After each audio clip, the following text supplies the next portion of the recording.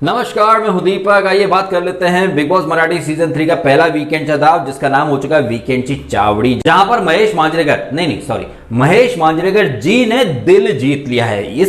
ये वाला जो बिग बॉस मराठी सीजन 3 चल रहा है, यहाँ पूरे वीक में दिल जीता था दादूस ने। हालांकि वो दिल जीतकर बाजीगर बने क्योंकि उन्हें टास्क में विनर डिक्लेयर नहीं किया गया, बंदे का दिल टूट गया था। लेकिन इसके बावजूद उसने अपनी स्पिरिट और एफर्ट जो थे वो बरकरार रखे और पूरे वीक उस बंदे ने दिल जीता। ऐसे में वीकेंड का वार का बेसब्री से इंतजार था कि मिस्टर महेश मांजरेकर क्या बोलते हैं, और यहां पर मांजरेकर साहब बोल रहा हूं, जबकि पीछे के सीजन में हम मांजरेकर साहब को बहुत ज्यादा ट्रोल भी करते रहे, लेकिन यहां इन्होंने दिल जीतने वाला काम किया। और जब अच्छा काम करते हैं तो फिर रिस्पेक्ट, सम्मान, प्यार, इज्जत वगैरह सब दिल से निकलती है। तो श्रीमान महेश मांजरेकर जी ने यहां पर न्याय किया है। और वो दादूस जिन्होंने बहुत अच्छे तरीके से इतना तीखट खाना, जिसमें आधा कच्चा आधा पक्का खाना, जैसे तेल मिर्ची एकदम किलो के भाव से ठूसी गई हो, इतना तीखा और भद्दा टाइप का जो खाना, एकदम वियर्ड डिश, बनाना आसान है, उसे हर कोई खा नहीं सकता। लेकिन ऐसे खाने को प्यार से खाने वाले दादू, जब तक बिग बॉस ने रोका नहीं वो बंदा खाता रहा। इसके बावजूद उस बंदे को विनर डिक्लेयर नहीं करा था। घर वालों ने कैसे अपनी भेड़ चाल चलाई थी और एकदम इलॉजिकल काइंड ऑफ रीजनिंग दिए थे।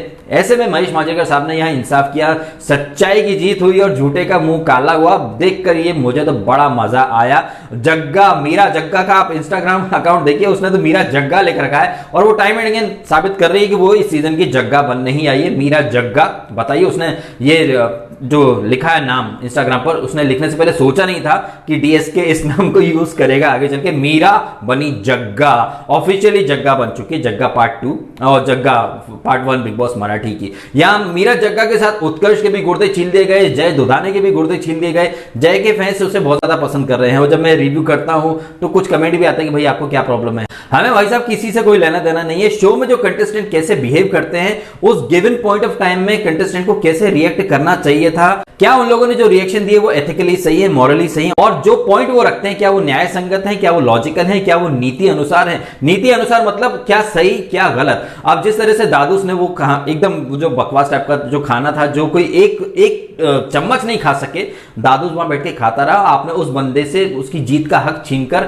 अक्षय को देने की कोशिश की। अक्षय ने अपना टास्क करा, उसका काम था कि वो खराब से खराब खाना बनाए। बनाना आसान है लेकिन उसे खाना बहुत मुश्किल था। और ये बात मीरा को उसी के अंदाज में महेश मांजरेकर साहब ने एकदम भर भर के लपेट की दी है। मेरे को तीखा पसंद नहीं है बट फिर भी मैं एडजस्ट करके खा ही रही हूं, इतना बोलना था कि महेश मांजरेकर साहब ने पॉइंट पकड़ लिया। ठीक है मैडम, तुमको तो तीखा खाना पसंद नहीं है, लेकिन जिस बंदे ने भर के वो प्लेट तीखा खाना खाया, आंखों से आंसू बहते रहे, लेकिन तुमने तो, और वो उसका रीजन क्या मीरा का, वो सर इमोशनल। अरे वहां भी महेश मांजरेकर सामने पॉइंट इमोशनल, ऐसा कौन सा इमोशनल, कौन से सदियों से रह रहे हो, ट्रस्ट इश्यू, इमोशन इश्यू, दुनिया भर की बातें। मीरा के शब्दों और वो वुमन कार्ड जो खेला उसने, एक पॉइंट अच्छा लगा महेश मांजरेकर साहब ने कि तू उसका पैर पकड़ के खींच रही थी, और अगर वो पैर को झटका देके तेरे मुंह पे या गर्दन के इस हिस्से पर लात पड़ जाती तो क्या होता, हड्डी वड्डी टूटती, फिर तबीयत से वुमन कार्ड बाहर निकलता। तुम पैर खींचो तो सही, लेकिन तुम्हारा हाथ कोई ना पकड़े। तुम्हें तीखा खाना पसंद नहीं है, लेकिन सामने वाला इंसान भर भर के वो जो मिर्ची वाला खाना था वो खा रहा है, लेकिन तुम वहां पर भी एक भेड़ चाल में चल रही हो और मैनिपुलेट कर रही हो लोगों को। और यहां पर जो गुर्दे छिले हैं, पोल खुली है मीरा की।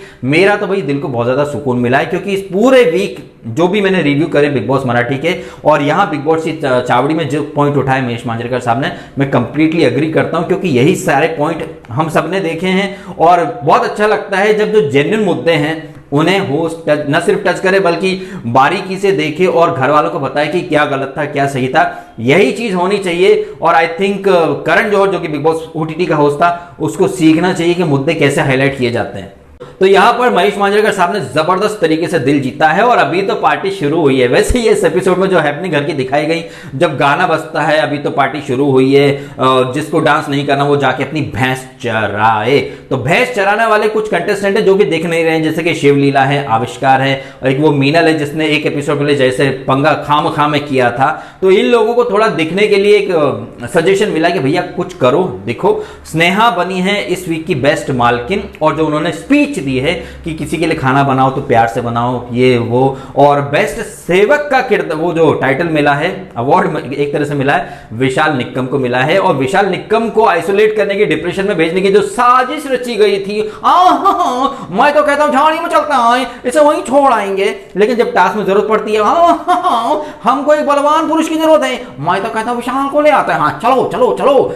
तो विशाल को आइसोलेट भी करना है, ये जय को और उत्कर्ष को, बट टास्क में जरूरत पड़ती तो चलो विशाल को ले आते हैं। तो ये जो डबल ढोल की है, बहुत अच्छे तरीके से इस पॉइंट को यहां पर हाईलाइट किया मिस्टर महेश मांजरेकर ने। उत्कर्ष से पूछा कि उत्कर्ष तू कौन सा वाद्य यंत्र बजाता है? उसने कहा मैं हारमोनियम बजाता हूं। हारमोनियम नहीं, तुम डबल ढोल की बजा रहे हो, इसके मुंह पे इसकी, उसके मुंह पे उसकी। और ये सारे पॉइंट अपने रिव्यू में ऑलरेडी मैं हाईलाइट कर ही चुका हूं कि कैसे उत्कर्ष खुद को मास्टरमाइंड साबित कर रहा है। और मैंने एक रिव्यू में कहा भी था कि ये हद से ज्यादा शाणपत्ती करने वाले शाणे कौए कहां गिरते हैं, आपको सबको पता है। तो उत्कर्ष, मीरा, जय दुधाने, ये बहुत ज्यादा। और वो Gayatri, Mary had a little lamp, ये लिटिल लैम्प का टाइटल मिला है गायत्री को। और मैं तो इन दोनों को मंत्रा और कैकई का टाइटल दे ही चुका हूं। तो यहां पर भी वही चीज जो महेश मांजरेकर साहब मैरी एंड लिटिल लैम्प की बात कर रही थी, मैंने भी यहां मंत्रा एंड कैकई की बात की थी कि जैसे मंत्रा बोलती कैकई वैसे ही करती है। और इस चक्कर में हमें पता है रामायण में क्या हुआ था। तो यहां पर मीरा जो बोलती है, वो कैकई रूपी गायत्री वही वो करती है। और महेश मांजरेकर साहब ने उसको बोला कि भैया अपना भी खेल खेलो, या भेड़ चाल में मत चलो, वो अगर कुएं में कूदेगी तो तुम भी कुएं में कूद जाओगी। का एटलीस्ट यूज थोड़ा सा तो बुद्धि, अगर हो तो, नहीं हो तो कोई बात नहीं, जाओ भेड़ चाल में and get do whatever you want to do man. हमको क्या, हमको तो आगे बोलना है। अब आप सुधरो, समझो, गलतियों पर काम करो तो इंसान कहलाओगे, गलतियां रिपीट करोगे तो अगले वीकेंड पर फिर से खूब खरी खोटी सुन लेना। तो यहाँ इस एपिसोड की जब शुरुआत हुई थी, गाना वगैरह बजा था, तो उसके बाद ये साफ सफाई आविष्कार ने कुछ काम नहीं करा था, झाड़ू वगैरह का। उसके बाद रोटी चपाती के ऊपर कुछ तृप्ति जी देसाई और सोनाली, जो कि विशाल से एक आई थिंक कपल वाला कुछ सीन क्रिएट होना है। तो सोनाली का घर वालों से पंगा होता, वो खाने वगैरह के ऊपर, वो अब ये खाने पीने ये सब चीजों के ऊपर कलेश होता है। उसके ऊपर फिर उधर बाहर बातें हो रही हैं, उधर अलग बातें हो रही हैं। एपिसोड के स्टार्ट में उत्कर्ष अपना मास्टरमाइंड अंदाज फिर दिखाता है, उसको आविष्कार को बोलता भी है कि फीमेल से थोड़ा लिमिट में बात कर। एक एपिसोड पहले ये खुद को कबीर सिंह भी दिखा रहे थे आविष्कार, अपनी मैरिड लाइफ को यहाँ पर देखिए।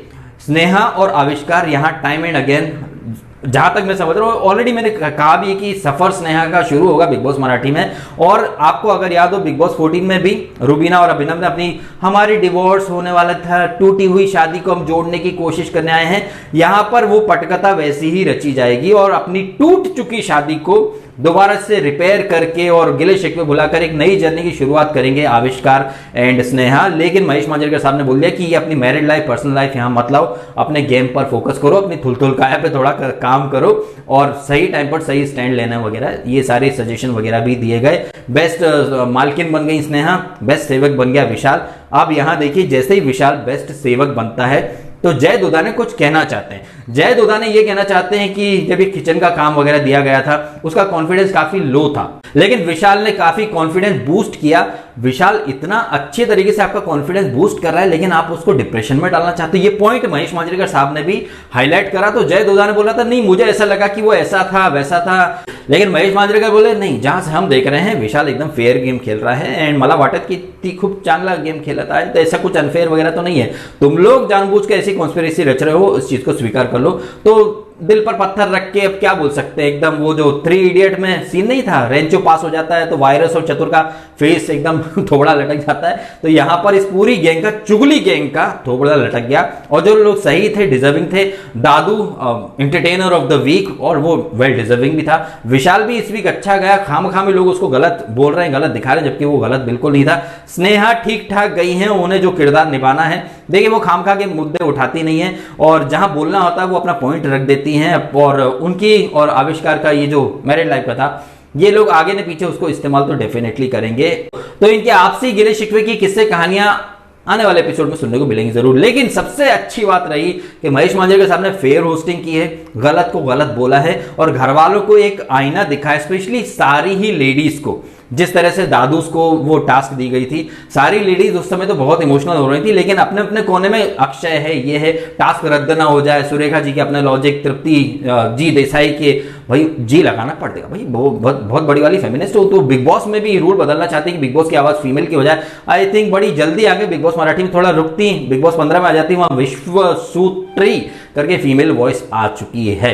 एनीवे यहाँ लेडीज को भी कहीं ना दिखाया गया कि देखिए सब में बुद्धि है और सबको दिखता है कि सामने जो चीज हो रही है वो सही है या गलत है ना, अपने अपने प्रेफरेंस को साइड में रखकर एटलीस्ट सही, राइट और रॉन्ग में किसी एक को चुन तो लो। यहाँ एक पॉइंट और हाईलाइट करना था जो कि महेश मांजरेकर साहब नहीं कर पाए, जैसे कि जय दुधाने के साथ मीरा ने जो टॉर्चर किया था उसके बदले में देखा जाए तो विकास पाटिल को इतना ज्यादा कोई टॉर्चर वाली ऐसी कोई चीजें दी नहीं गई थी। ये पॉइंट भी हाईलाइट करना था, विच वॉज वर्स्ट, ठीक है, विच वॉज वर्स्ट। जय दुधाने का वहां पर घोड़ा बनकर मीरा को पीठ पर बिठाकर पूरे गार्डन में चक्कर लगाना, या फिर विकास पाटिल का वो कपड़ों पर इस्त्री करना और कपड़े इधर उधर जमाना, विच वॉज वर्स्ट। ये पॉइंट भी हाईलाइट किया जाना चाहिए था। जय दुधाने से भी एक सवाल जवाब किया जाना चाहिए था कि आपने इसके अगेंस्ट वो क्यों नहीं लिया, एक स्टैंड, फर्म स्टैंड क्यों नहीं लिया, और आप उसी के साथ बैठकर चुगल चोट्टीपना करना आपने शुरू कर दिया। और जिस मीरा ने आपके साथ इतना बुरा बर्ताव करा और टास्क रद्द कराई, आप उसी के साथ बैठ रहे हो। तो वो लड़की जो time and again woman card खेल लेती है, वो लड़की जो अपने प्रेफरेंस और अपने हिसाब से लोगों को मैनिपुलेट करती है,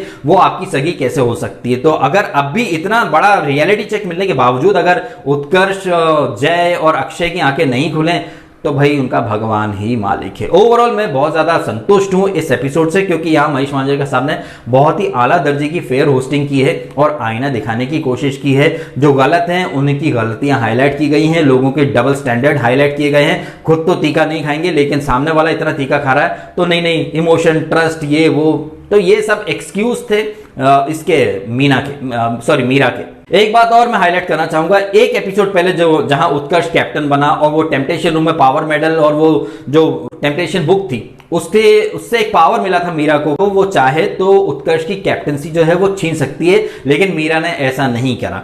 अब यहां पर काफी लोग कह रहे हैं कि मीरा इतनी बुरी थी लेकिन एक अच्छा काम भी तो करा उसने, महेश मांजरेकर ने वो अप्रिशिएट क्यों नहीं करा। देखिए जब बुराइयां इतनी ज्यादा हों तो उनके सामने छोटी सी अच्छाई छुप जाती है, और मीरा देखिए इतनी शानी प्लेयर है, उसे पता था कि पूरे वीक उसने गंद मचाई है और वीकेंड आने से पहले थोड़ा सा अच्छा काम कर ले ताकि उसके जो पाप हैं वो धुल जाए। ये बिल्कुल वैसा ही है जैसे अंगूठे का छोटा सा नाखून का टुकड़ा काटकर शहीदों में नाम लिखवा देना, ये कुछ और नहीं था। अपनी पाप धोने की कोशिश करी थी मीरा ने, जो कि सिरे से इग्नोर कर दी गई है, क्योंकि पाप का घड़ा बहुत ज्यादा था। उसके बदले तुम एक बूंद अच्छा काम करके खुद को बहुत अच्छा दिखाने चली थी मीरा, जो कि सरासर गलत था, और इस चीज को तो इग्नोर किया जाना लाजमी था, ठीक वैसे ही जैसे खुद्दो फरहान की अम्मी का नाम शब्बो आजमी है।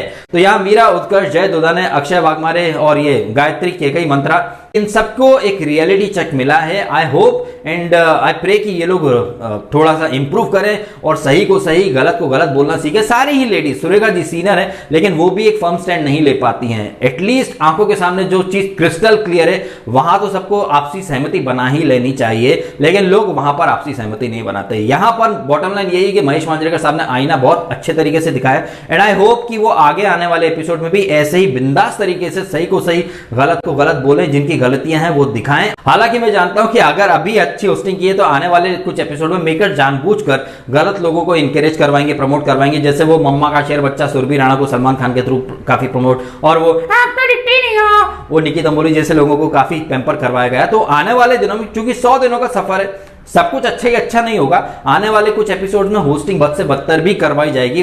वहां आप ये देखिएगा कि होस्ट कैसे मेकर्स की जो स्क्रिप्ट होती है उसको इंप्लीमेंट करेंगे। आई होप ऐसा ना हो, लेकिन ऐसा ये लोग करेंगे, और मेकर्स की वजह से होस्ट को गाली खानी पड़ती है। दिल तो नहीं करता, लेकिन जब ऐसा होगा तो उस टाइम उस अंदाज में बातें कर ली जाएंगी। फिलहाल आप कमेंट करो, बताएं आप कितने संतुष्ट हैं ये वीकेंड की चावड़ी से। महेश मांजरेकर साहब ने डेफिनेटली दिल जीता है। दादूस को उनका जो सम्मान था, जो हक था, जो एप्रिसिएशन उन्हें मिलना चाहिए था, वो यहां पर दिलवाया। और मैंने तो कहा भी था कि बाजीगर बन चुके हैं दादूस बने बाजीगर, और उन्होंने दिल काफी करोड़ों लोगों के जीते हैं। वो टास्क हार गए, लेकिन कहते हैं ना कि कभी कभी कुछ जीतने के लिए कुछ हारना पड़ता है, और हार कर जीतने वाले को दादूस कहते हैं। तो दादूस के लिए मैं बहुत ज्यादा खुश हूं। उस बंदे को उसका डिजर्विंग सम्मान और हक मिला है। विशाल को भी एक सम्मान मिला है, साथ ही साथ थोड़ी सी टिप्स भी मिल गई कि भैया और अच्छा खेलो, इंप्रूवमेंट करो। और हाँ, ये बॉडी वगैरह तो हम सबकी बहुत देख ली है, क्या कपड़े लेके नहीं आए, ये पॉइंट बहुत अच्छा बोला महेश मांजरेकर के सामने, क्योंकि मैं भी देख रहा था बहुत टू मच हो रहा, जब देखो तब नंग धड़ंग घूमते रहते हैं, जबकि ये थोड़ा वियर्ड लगता है। ये ओटीटी नहीं है जहां पर come on man let's do this, वो जो बिग बॉस ओटीटी में सब वो अधरंगे घुमा करता था, प्रतीक और वो जीशान। तो यहां पर थोड़ा सा डिसेंट रहना चाहिए, क्योंकि इस शो का कॉन्सेप्ट थोड़ा अलग है। आप देखें तो बिग बॉस मराठी में कल्चर को काफी इंपॉर्टेंस दी जाती है। तुलसी का पौधा होता है, जो इंटीरियर होता है और जिस तरह से चीजें होती हैं वो एक कल्चर को रिप्रेजेंट करती हैं, और इस कल्चर में ये नंग धड़ंग घूमना कतई जस्टिफाइड नहीं होता। बिग बॉस ओटीटी या बिग बॉस हिंदी में तो इंडियन कल्चर की धज्जियां उड़ाई जाती है, वहां तो वेस्टर्न कल्चर थोपा जाता है। ऐसे में बिग बॉस मराठी की मैं सराहना करना चाहूंगा, जो अपने कल्चर को, अपने हेरिटेज को, अपने इतिहास को इंपॉर्टेंस देते हैं। शिवलीला ने इस एपिसोड के स्टार्ट में एक अच्छा कीर्तन भी किया था अपनी संस्कृति, अपने छत्रपति शिवाजी महाराज और अपनी मराठा संस्कृति के ऊपर। तो यहां पर यह चीज तो काबिल तारीफ है कि बिग बॉस मराठी अपने कल्चर को ग्लोरीफाई कर रहा है, सपोर्ट कर रहा है, एनकरेज कर रहा है। आई रियली होप कि बिग बॉस हिंदी में भी अपने इंडियन कल्चर को प्रायोरिटी दी जाए। अदरवाइज हो क्या रहा है आजकल सोसाइटी में, साड़ी पहनने वालों को होटल में अलाउ नहीं किया जाता है, वेस्टर्न ड्रेसेस को स्मार्ट ड्रेसेस माना जाता है। तो ये सारी चीजें आपस में इंटरकनेक्टेड है, जो आप सिनेमा में, टीवी में दिखाओगे, समाज में वही होता है। तो ऐसे में बिग बॉस मराठी या बिग बॉस के जो रीजनल शोज हैं, तेलुगु, तमिल, मलयालम की काफी तारीफें सुनता हूं, अब मुझे वो क्या लैंग्वेज समझ में नहीं आती है, इसलिए मैं ज्यादा उनको देखता हूं नहीं। और लेकिन जब मुझे मैसेज आते हैं, कमेंट आते हैं, लोग अप्रिशिएट करते हैं, भाई वहाँ ट्रांसपेरेंसी काफी अच्छी होती है, होस्टिंग काफी अच्छी होती है, अपने कल्चर को, वैल्यूज को, संस्कृति को सम्मान दिया जाता है, जो कि हिंदी बिग बॉस में हमेशा मिसिंग पाया जाता है। आई होप मेकर्स थोड़ा सा सबक सीखे। आपके क्या विचार है, कमेंट अवश्य कीजिएगा। और अगर आपको ये वीडियो अच्छा लगा है तो इसको भी लाइक करें, कमेंट करें, शेयर करें और सब्सक्राइब भी कीजिएगा डीएसके टॉक्स को, अगर आपने नहीं किया तो। आपने समय निकाला, वीडियो देखा, आपका बहुत बहुत धन्यवाद।